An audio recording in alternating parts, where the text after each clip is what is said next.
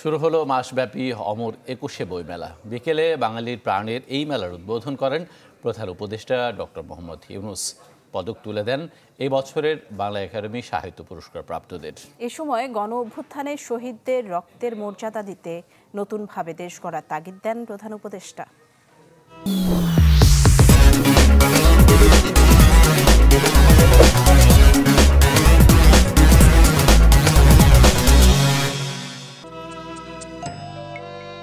বছর জুড়ে লেখক, পাঠক আর প্রকাশকরা অপেক্ষায় থাকেন প্রাণের মেলা বইমেলার। সবার অপেক্ষার অবসান ঘটিয়ে শুরু হলো অমর ২১শে বইমেলা ২০২৫। এবারের প্রতিপাদ্য জুলাই গণ অভ্যুত্থান, নতুন বাংলাদেশ বিনির্মাণ। মেলার উদ্বোধন করেন অন্তর্বর্তী সরকারের প্রধান উপদেষ্টা ডক্টর মোহাম্মদ ইউনূস। শুরুতেই বাংলা একাডেমি সাহিত্য পুরস্কার ২০২৪ প্রাপ্তদের হাতে পদক তুলে দেন ডক্টর মোহাম্মদ ইউনূস।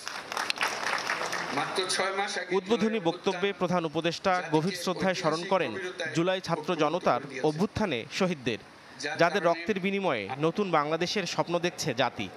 ছাত্র জনতার ঐতিহাসিক অভ্যুত্থানের মধ্য দিয়ে জাতির ঘাড়ে দীর্ঘ ১৬ বছর ধরে চেপে থাকা স্বৈরাচারী সরকারের পতন ঘটেছে।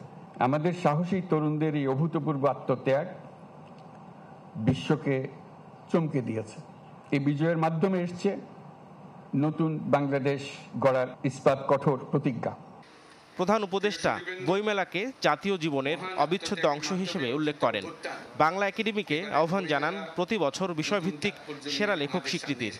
বাংলা একাডেমি আয়োজিত বইমেলা আমাদের জাতীয় জীবনের এক অবিচ্ছেদ্য অংশে পরিণত হয়েছে।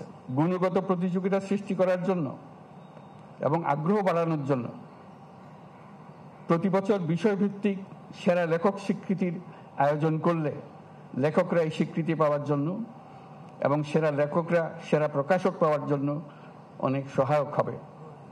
আমি এই প্রস্তাব দিচ্ছি। পরে বাংলা একাডেমি প্রাঙ্গণে বইমেলা ঘুরে দেখেন প্রধান উপদেষ্টা। এবারের বইমেলায় মোট ৭০৮টি প্রকাশনা প্রতিষ্ঠান অংশ নিয়েছে, বাড়ানো হয়েছে স্টলের সংখ্যা। বাংলা একাডেমি প্রাঙ্গণে ৯৯টি আর সোহরাওয়ার্দী উদ্যানে ৬০৯টি স্টল। প্রতিদিন বেলা ৩টা থেকে রাত ৯টা পর্যন্ত মেলা প্রাঙ্গণ খোলা থাকবে, আর ছুটির দিনে বইমেলার দুয়ার খুলবে সকাল ১১টায়। নাফিউল ইসলাম লিংকন, চ্যানেল 24, ঢাকা।